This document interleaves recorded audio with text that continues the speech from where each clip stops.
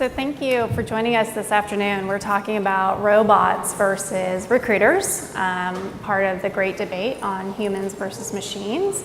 We're going to highlight, is it really one versus the other, or is it a combination of the two? And where does blending the arc of human potential begin? So to start, I have a question for Ashu.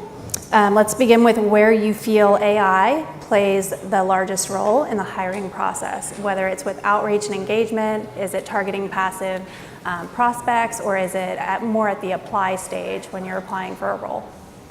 Thanks, Britt. Thank everyone. Really excited to be here today. So in today's time, if you think of the talent equation, right, you can no longer think of it in isolation. It is the entire life cycle of the talent. From the first time someone joins to stays in your company, leaves, and after that they may come back, right?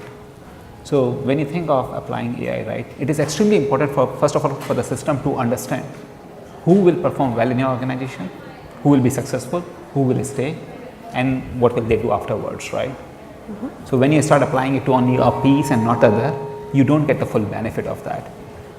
So whether it starts by providing the right experience to every candidate, to understand why they are a good fit in your company, what will get them excited about your company, to helping you on the sourcing side to understand what kind of people you should be reaching out to, on the screening side to understand what capabilities this person really have.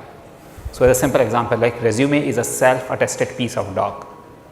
Anyone can say whatever they want on their resume, right? But what is really relevant, what they are saying, is that indeed true or not, how well they know that stuff.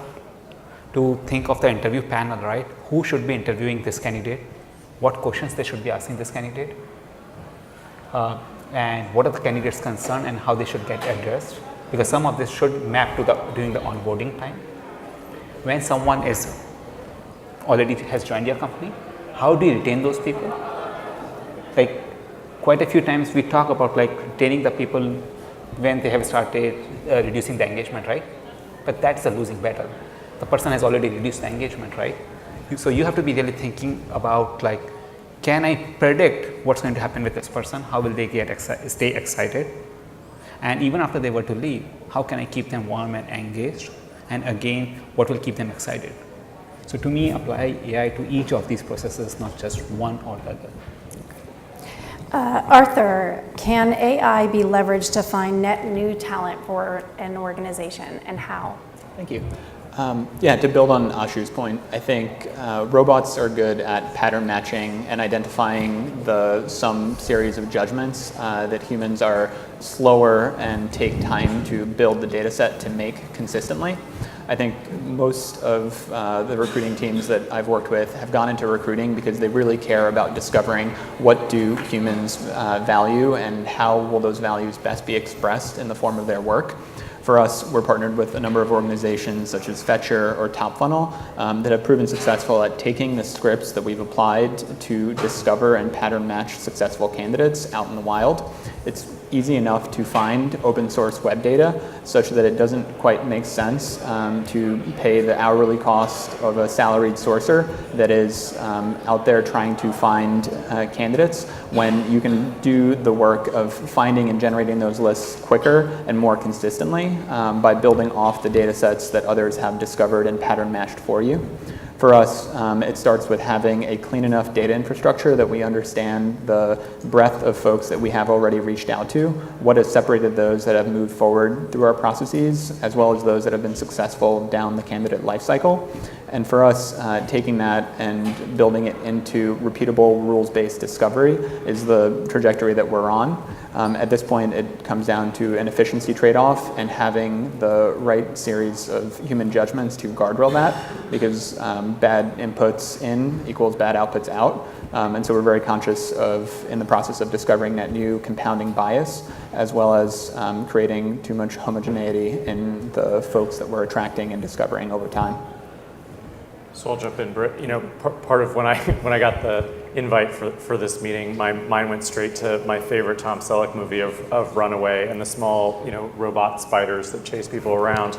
And I think to a certain extent, I think there's a long runway for AI and robotics, certainly, but I think we're clearly, as we are in a lot of other spaces, really in the early stages, and I think there is still so much that our recruiters do, particularly around the sourcing component for us, that I think, where we're starting to apply it at Dropbox in the really early stages is in some of those more repetitive actions and in, to a certain extent, helping us to solve some problems that have good and clear definitions around them.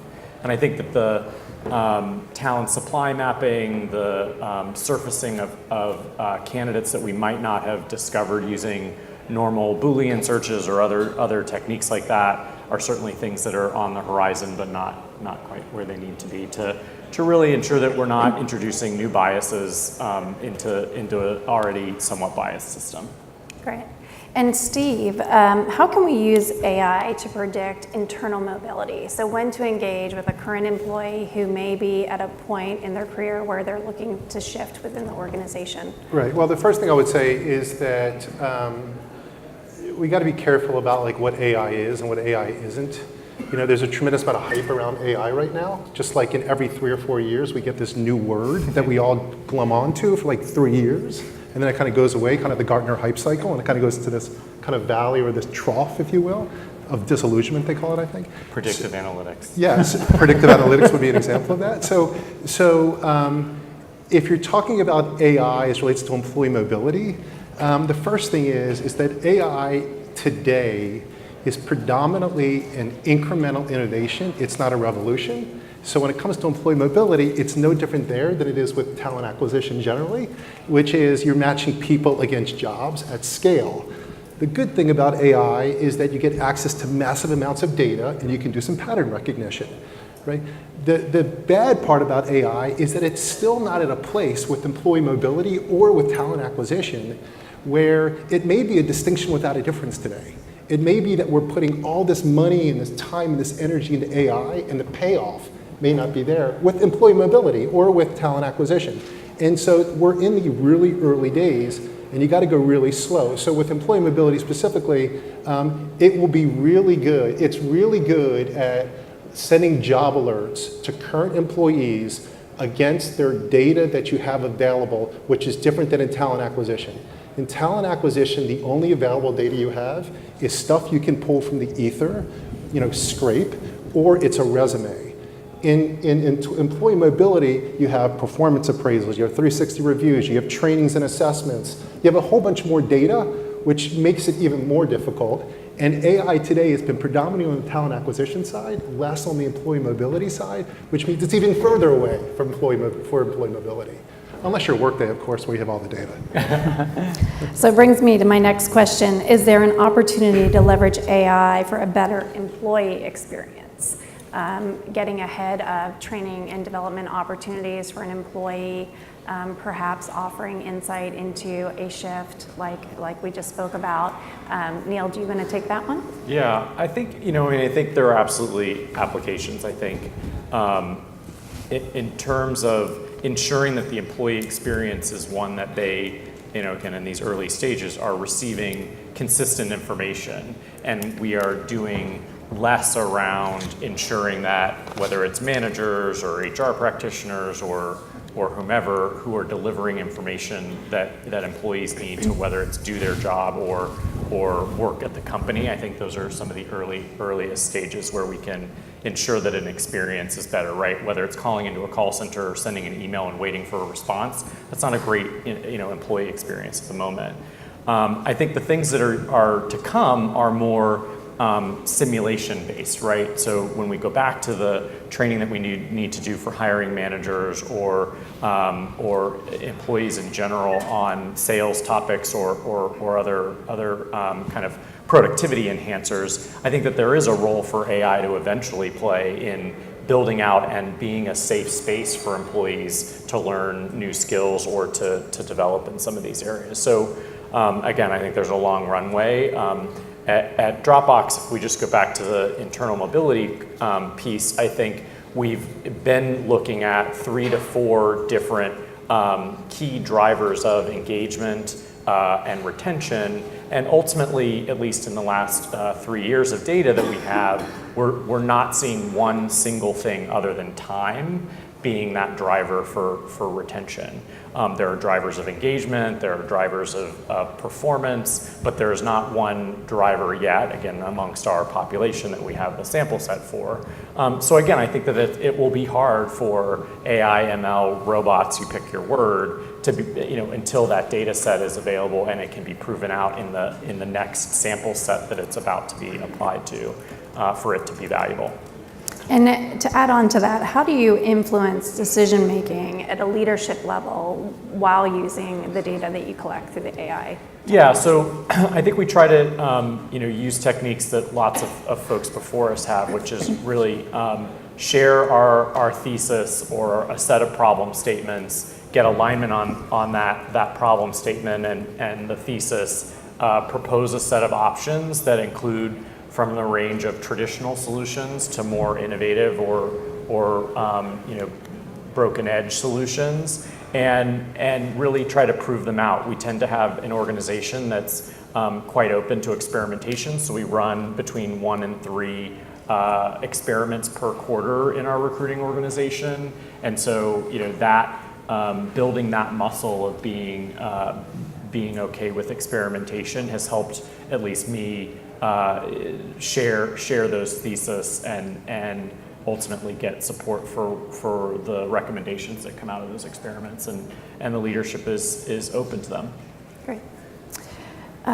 My next question is for ASU. When designing AI recruiting software, as you're the CEO of Eightfold, how may end users be a part of the design process in what they're trying to solve for using your technology? So the way we look at things, right, that the world is moving from what we used to call system of records to really system of intelligence. Like if you take Google as an example, right, what makes Google exciting? It is not that they have access to 1 trillion documents. What makes it exciting is that with one click, right, you get the most relevant document. So the system of intelligence have 3 key components. One is the data. You need to have all the data in one place. You need to be able to normalize it, analyze the data, and make it relevant. The second one is algorithms. Actually, like I've been working in this space for the last 20 plus years now. And one funny thing is that in late 90s, we used to call it machine learning, not AI. Today, we call it AI and not machine learning. But really, the kind of algorithms that are available today, you can do a lot with that stuff, right?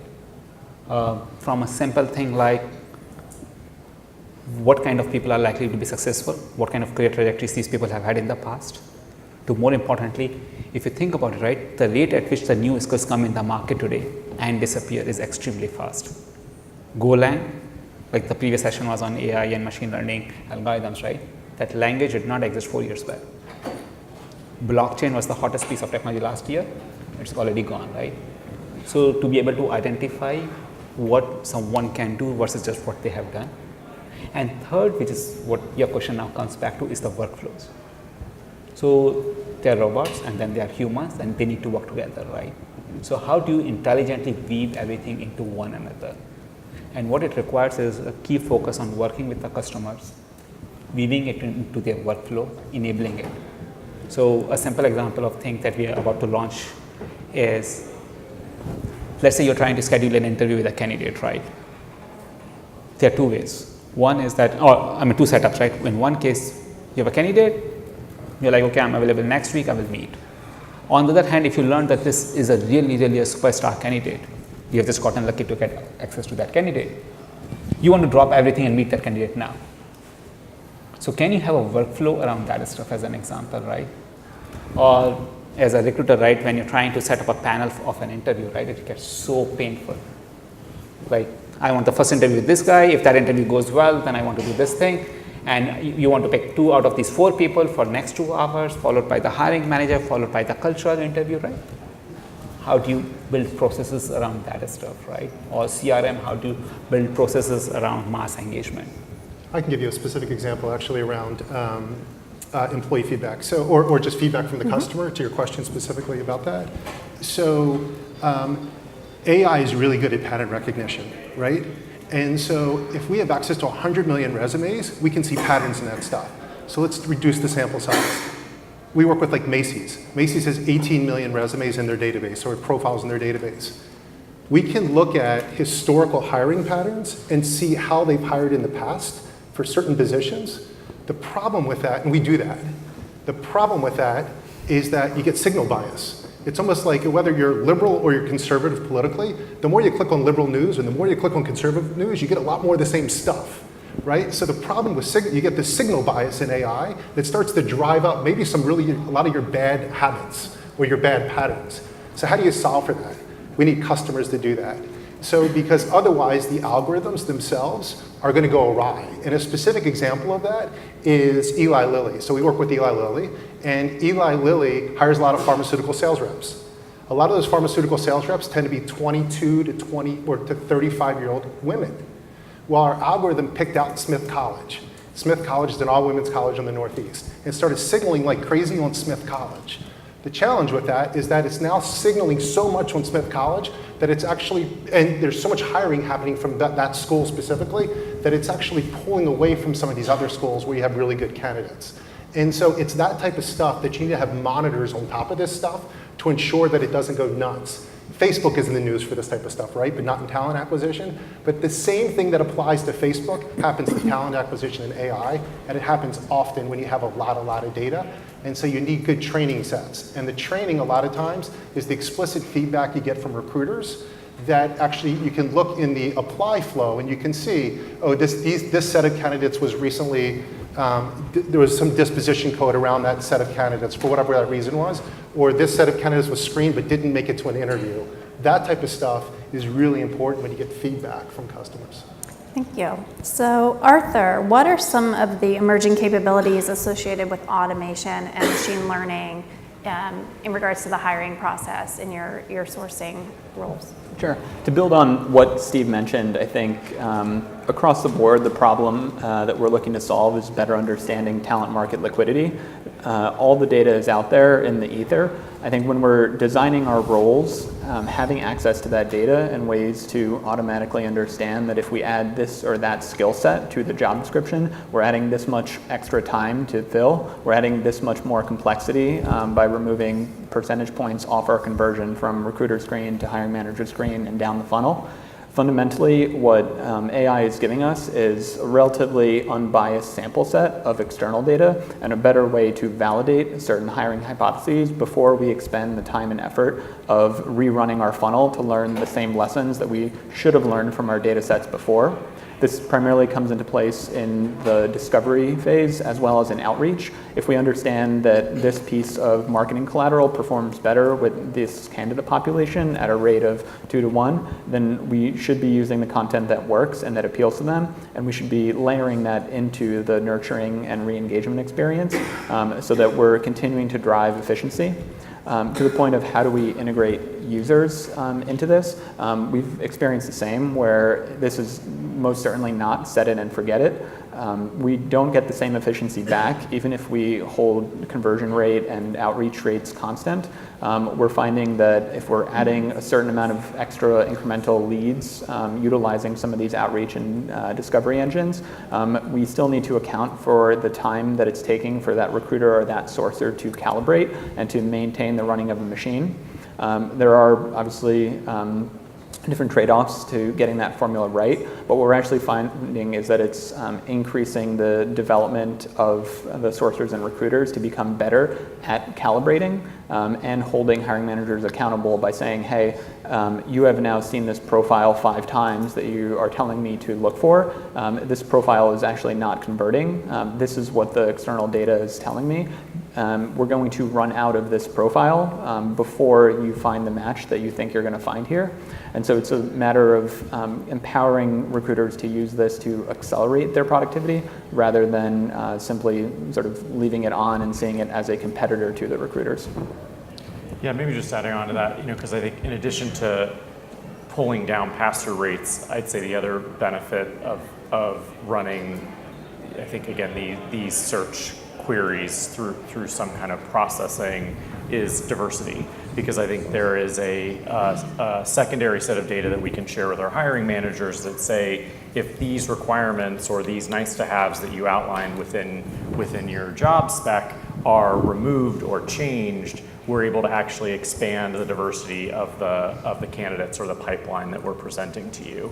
And it's important for us to be able to start to be able to do that earlier. Again, if I'm sequencing the thing I share with all the companies that are out there building these tools, I would say, to me, that talent supply mapping, search query optimization and expansion are the capabilities that my teams would use, really quickly out of the gate.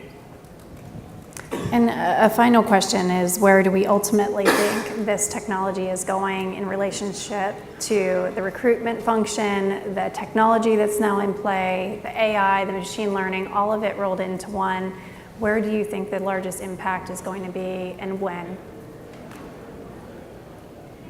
I think that this is incrementalism. Like this is really slow roll. There is use for AI. Obviously, I'm the CEO of an AI company, so obviously I want you all to embrace it. But the truth is that this is something that's a slow roll. This is not disruptive Silicon Valley technology that's going to have a massive impact on your businesses over the next 2 years or 3 years. But over time, it's going to get baked into almost everything you do. So AI over time it's a feature. It's not, AI by itself is, a lot of times there's disruptive technologies that are platforms. AI is not a platform. It's kind of baked into everything that you're doing, just because the access to data is so massive now, whereas 10 years ago, we didn't have clouds and data and all that stuff. But now that we have access to that data, AI will be involved. It's just that it's going to be a really slow roll. That's my kind of general take. And I'd be cautious, but optimistic. Yeah, no, I'd agree with that. And I think, again, if we're already seeing some of the thrash back from access to data that's more about our consumer life, imagine how we'd feel if that's happening with much more personal data about ourselves, about our past work history, our bank accounts, et cetera. You're just talking about a much more sensitive data set. And so getting access to the data sets that are going to be required to really step change or to deliver the capabilities that, again, are more significant, we're going to have to implement more safeguards, get more used to things. So I think it is absolutely a multi-year journey. I agree. It's not a platform. It is a set of capabilities that are going to be selectively implemented across processes to deliver value. Yeah, I think at a high level, there are a lot of solutions in search of problems right now. I think where you see the evolution of the function going is similar to the evolution of marketing technology. Right now, for a consumer marketing company, the profiles of the team and the development required tends to lean more analytical. We're seeing that in the evolution of recruiting becoming more data-driven, becoming more of a proactive business function, having to not only justify its worth to the business, but have a seat at the table in terms of more future casting, workforce planning, what have you. And so I think the evolution is primarily going to be felt in the expectations of the workforce becoming more like robots in their day-to-day before the robots actually wind up taking over. And I think jury's still out on a lot of that, because I think the nature of what the marketing trend line has taught us is that it still requires a greater complexity of the people that are actually calibrating and the people that are actually building and maintaining this technology. And so it changes the nature of the work, but it doesn't fundamentally disrupt it in a very punctuated sense. I think I've led a few things over here, and partly coming from a slightly different background, right? I'm a lot more optimistic about AI. So here's an example of a work that we are doing. With Norwegian government, what that government is focused on is placing disabled people back into the workforce.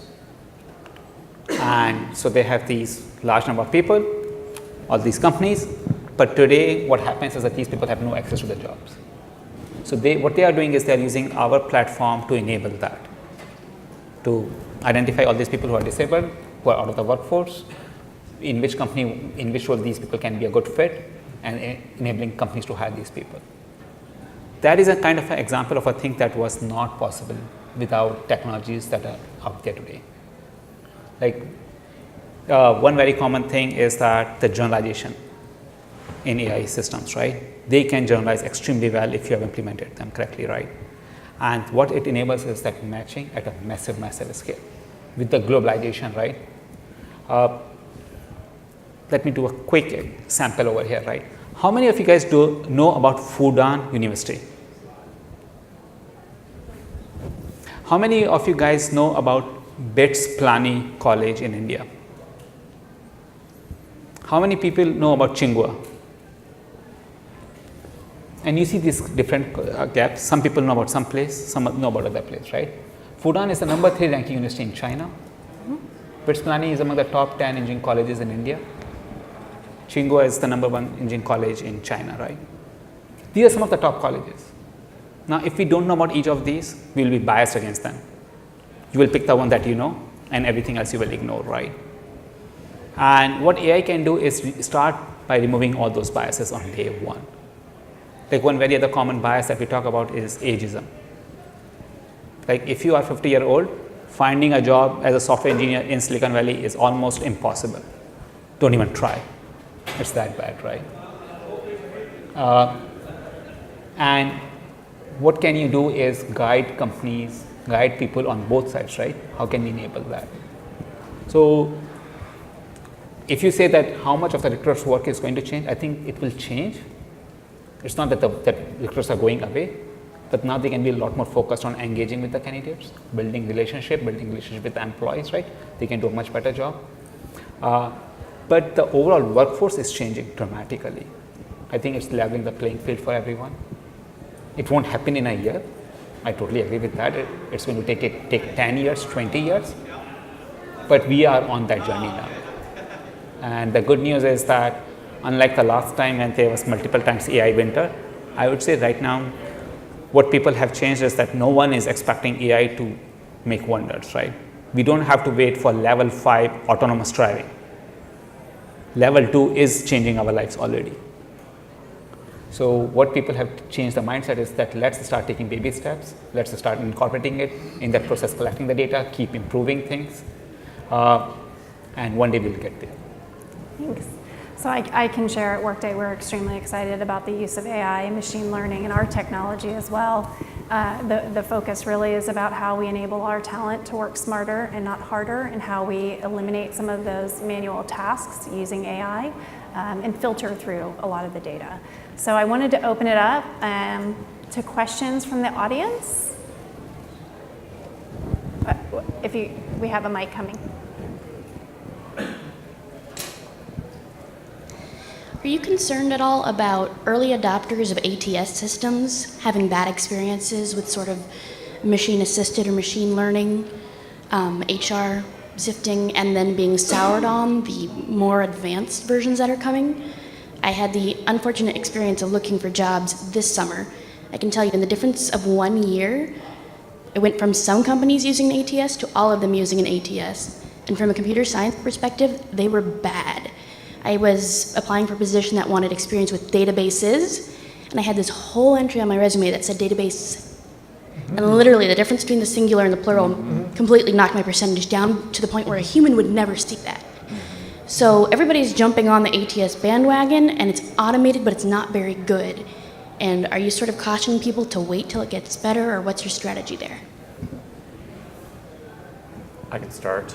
I mean, absolutely. I mean, it's to a certain extent what some of us shared, which is it is on a path, and I think there is absolutely a role for humans in the short term for the exact reasons you're listing. There's also no standard taxonomy yet, right? There's no standard taxonomy of skills. There's no standard taxonomy of competencies. Pick your that. There are still inherent framework challenges to really applying this technology and some of these pieces. So, do I think that should hold us back from adopting or trying them out? No, but people need to understand what the balances are and what some of the what the opportunity is to learn without necessarily,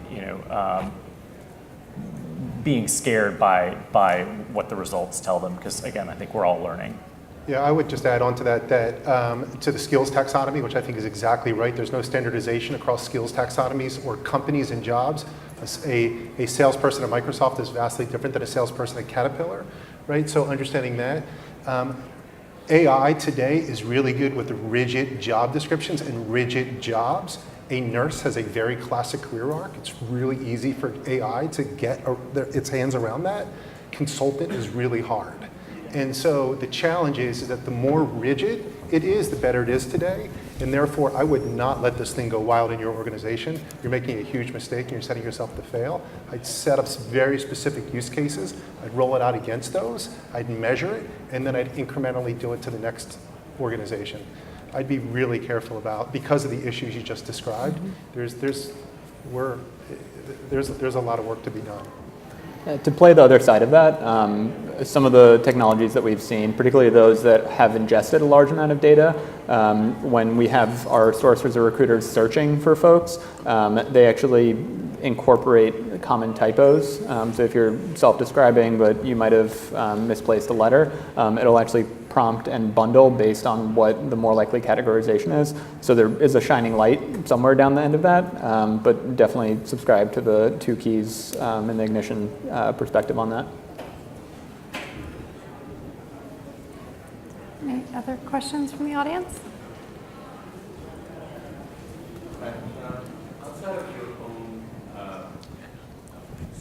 Outside of your own companies, Stephen, Ashutosh, and this is for everyone, including you, Britt, what is the most, or is there like one practical, actual application of AI that exists today that has impressed you in talent acquisition?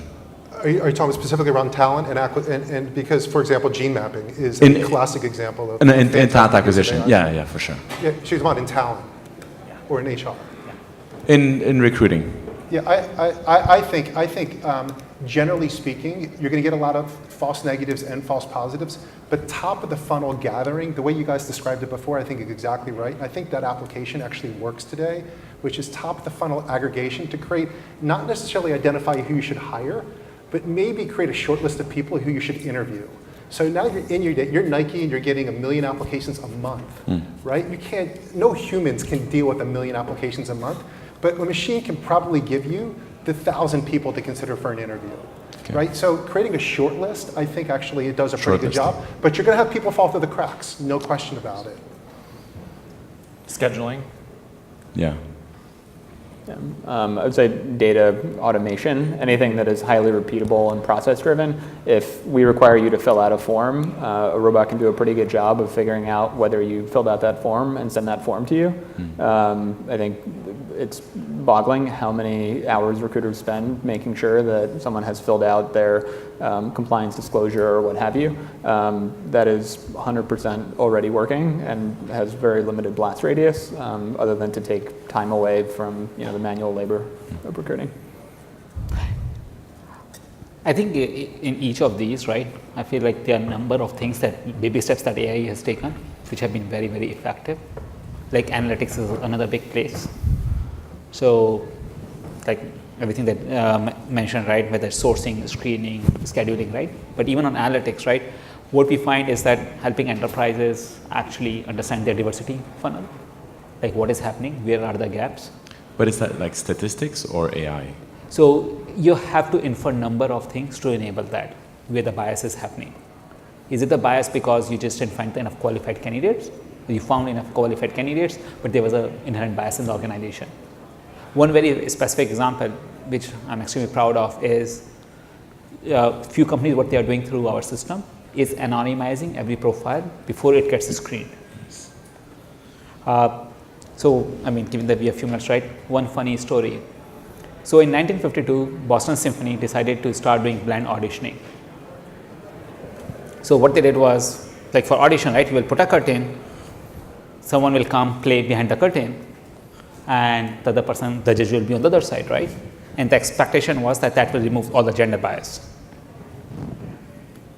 Because prior to that, almost 90% of the people who were selected were all males, right? Guess what? It did not work. Had zero impact. Any guesses why? Heels. So because people were coming in, walking, and the tuck, tuck, tuck of the heels gave away the gender of the person. So what they did was they changed the whole setup. That now you have to take your shoes off before the audition. And it worked phenomenally well. Okay. So what we found is that if you just mask that profile, but you have to do a really good job. You can't just do some minor work and expect it will work, right? And that is a difference between have you thought through the whole problem or not. We were able to change the bias from being 30% versus 70% to 49 versus 51%. Because, I mean, people have biases. So at the end of the day, we are tribal. I would add an area I'm most excited about is that the diversity piece of doing just that, blinding out data that may, give a better opportunity to someone that came from a, prestigious university versus someone who may be first generation at a state school. Blinding out names, zip codes, socioeconomic indicators as well. I think there's a lot of opportunity to use what data is available in a more refined way so we can make better decisions around our talent and be practice more fairness as well in the early part of the funnel, not after you've had an interview and you already know who they are and where they're from, but up front. Any other questions? No? That's it. Anything else you guys would like to add? I think one of the key things with AI, right, I would say there's both a lot of fear in the market, right? Whether it is around whether it will take away the job, to the other side, whether it will introduce a bias, will it learn from my data and will perpetuate those biases, right? Like whether this symphony example I was giving, with any of these things, I would say the world is here, things are happening. Now, the more we can work, we can improve the things and make them be really, really effective. Few things always be careful of is the openness and transparency of these systems, the explainability of what is happening, why that is happening, really understand how the data is being incorporated, how it is learning from those things. But the more we embrace it, the better it will be for future, right? It can make our life much, much easier. Like whether you ask recruiters whether they like to schedule manually, the answer is no one does that, right? Writing those bulk emails, it's not fun. Mining those millions of profiles is not fun. And quite often, right, what happens even in our day-to-day life, right? We end up spending so much time on the mundane tasks and lose the focus on the important things, right? This human touch, talking to people, building relationship, understanding, motivating them is where humans really outshine, right? Machines are good in just crunching the numbers, right? So let machines do that work and humans focus on relationships, right? Mm-hmm. Yeah, I mean, I might just double down on the user involvement, whether it's product or process. I think involving them in whether it's design-based thinking or process sprints or other mechanisms that are available to break down the silos across HR, bring them closer to the process, and ultimately surface the things where human interaction is paramount, is valuable, is driving to the outcomes that you want to get to. Embed those practices into your work as practitioners, and encourage your teams to do those exercises, even if again they're still having to certainly do their day jobs. Find the ways that you can help them to carve out time to do that, because I think it's paramount to continue to differentiate ourselves in a very hot talent market, but also get more of the emerging parts of AI and robotics right. One thing I would add to what Neil had mentioned earlier is candidate data privacy is probably coming before the robots come. And I think as folks are thinking about these investments, meaningfully thinking through what is your own organization's level of comfort I think a lot of software providers in the space have gotten caught into GDPR, particularly focused on global talent. But I think in the US, we're far behind the regulatory framework that will give us the liberties to continue to evolve this technology in the ways that it's currently evolving. Okay. Thank you all for being here this afternoon. I think it's a really exciting topic area. Certainly you have everybody's information if you'd like to reach out independently after this. Thank you. Thanks, Britt. Thank you, Britt.